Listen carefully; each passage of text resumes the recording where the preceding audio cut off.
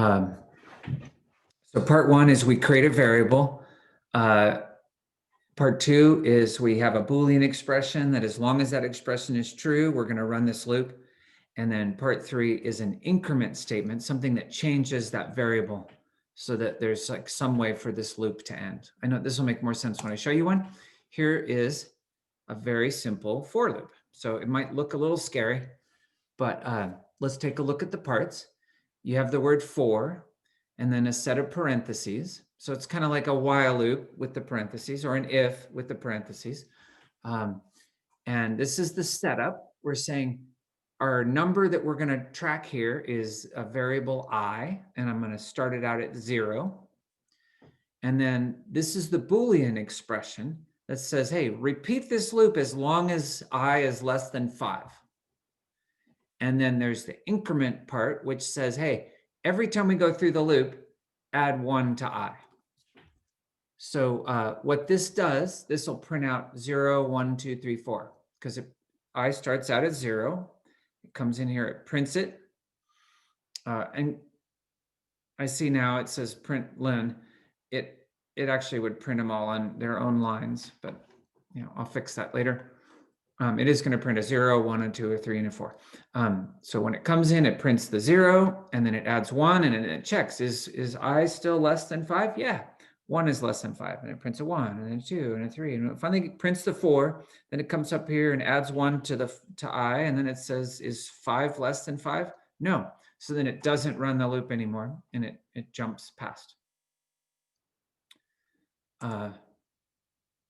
So here's some things. If the Boolean expression is false to begin with, then the block of code never runs. So you're not guaranteed that it'll ever run. It's kind of like a while loop in that way, right? A while loop, if you set up something that wasn't even true, it's not going to run what's inside the while loop even once. The increment statement is run after the loop has run, but before it checks if it should run again. And if you only have one line of code inside the for loop, you don't technically need those braces, the curly brackets, but it's probably a good idea to just always put them on so you don't start with one line and then have a problem later. And then finally, you don't have to go up, you can go down.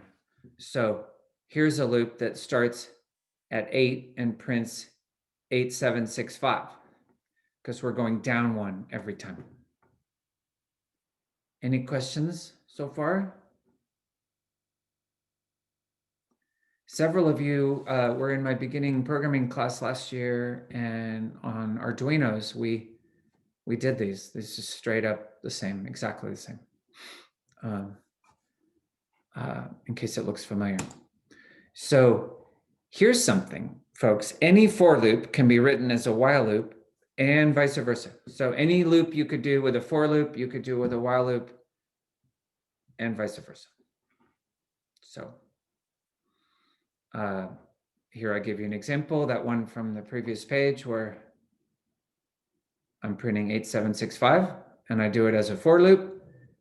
And then here's how I would do that as a while loop. I make the variable before the while loop starts, and then I say while I is greater than 4, and then I print it and subtract 1. So I guess you could see, go ahead. If this is true, then why would we ever use while loops? Because it seems like for loops would just be easier. It's a great question. A while loop is better when you don't know how many times you're going to repeat.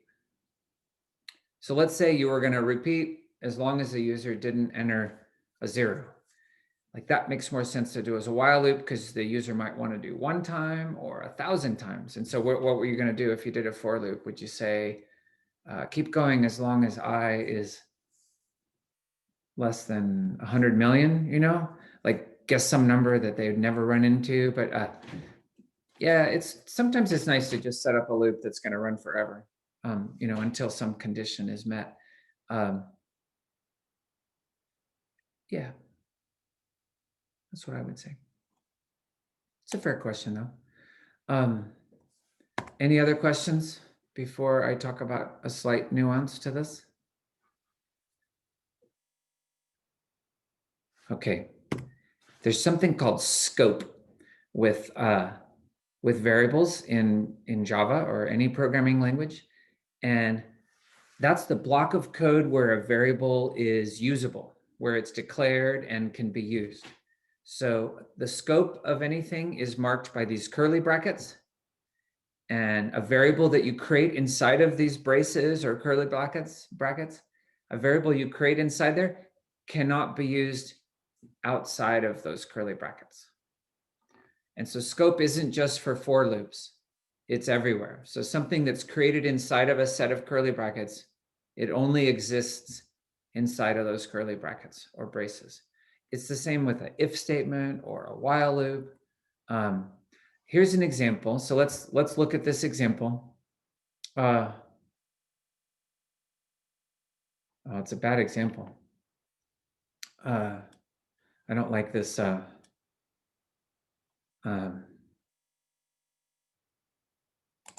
don't like this I plus plus. That's totally needed. My bad. Anyway, we got this loop. In fact, it's bad enough that I'm going to fix it. I don't like it. It's just completely wrong to have that there.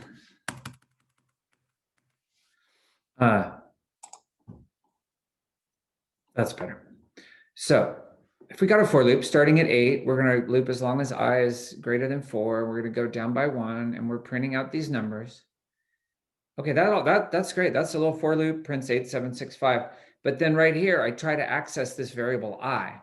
If you tried to do this, Java would say it wouldn't even compile. You'd say run, and it would say don't know what you're talking about, this I here. And you're like, the I right here, I just made I. But here's the deal, this I variable only exists inside this for loop. So right after the for loop, if you tried to do something with that variable I, Java say no, you can't. There is no variable I. So if you need a variable before, during, and after a for loop, you want to create it above the for loop so that it exists inside the for loop and exists after the for loop. So there's something called scope. It's like where something is valuable. Yeah. That's right. Jordan texted me. He just wanted me to tell you that his internet cut out and he can't get back into the Zoom. Okay. Thanks. And somebody asked if this print line was inside the loop. Yeah, it would work fine. It's just that this print line is outside of the loop that it won't work. Scope's not going to come up particularly today. I just thought I would introduce it today. So again, I already talked about this, but I'll say it again. When is a for loop better than a while loop, or vice versa? If you know exactly how many times you want to run a loop, then a for loop is usually easier. Or if you know, hey, I want a number and I want it to go from 7 to 21, that's perfect for loop thing. You start the variable at 7 and say keep going as long as it's less than or equal to 21. For loops are great. But if you don't know how many times you want to repeat, often a while loop is better because there's no limit. And now I want you to try to figure out on your own what is output by this code. So maybe just on a piece of scratch paper, try to figure out what's going to come out when we run this code.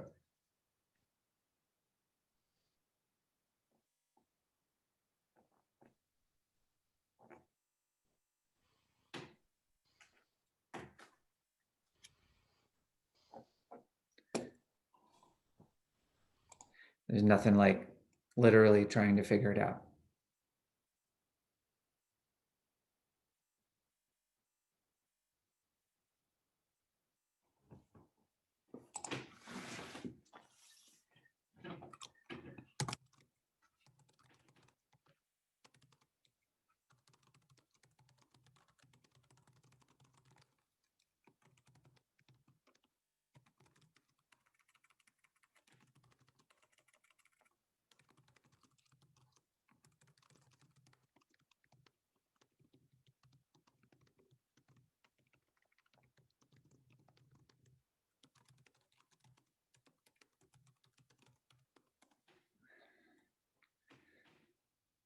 All right, I think that was long enough. So I starts at 17. We're going to keep going as long as it's positive, as long as it's greater than 0, and we're going to subtract 5 each time.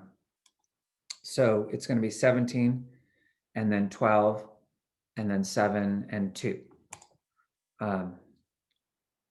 Questions? Do you need to put the plus? Like you can't just do I minus 5. You have to do I. Yeah, you Minus have plus? to do, you have to, you could say, you could write out I equals I minus 5 as an expression. Okay. Or And you then to add say, 5, would it be plus 5? Plus equals 5. Okay. This shouldn't be minus plus. This should be minus equals. Yeah, I'm gonna fix Yeah, this. that's what I was confused. Yeah, no, that should be minus equals. That's just a typo. Look at that, fixing Would it it on. go to -3 or would it just stop at 2? Well, it's only gonna run the body if I is greater than 0. So once it's down to 2, it comes back up, subtracts 5, you get -3, and it says, oh, -3 is not greater than 0. I'm not gonna run the body. I'm gonna. Gotcha. Yeah, great question. Any other questions? I got another practice one for you. Okay, here's another one.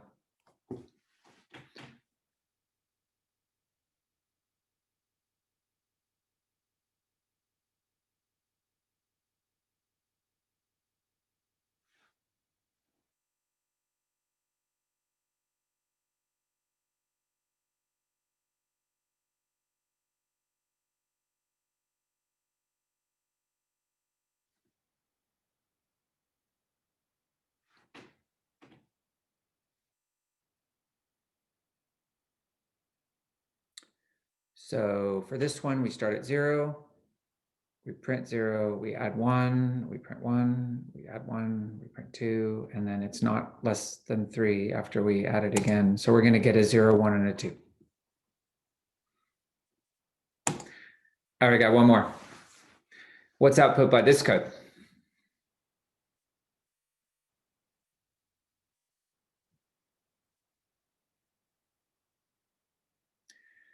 Cue the sad trumpet sound. Nothing is output by this code.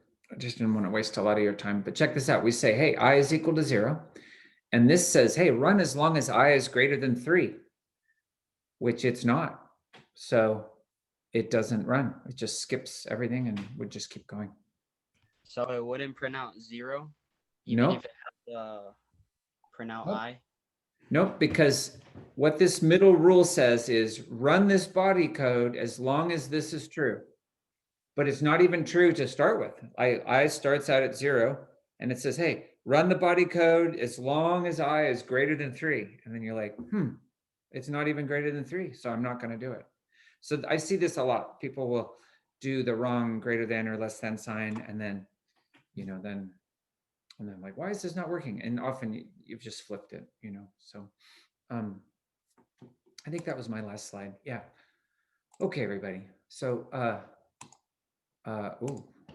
almost.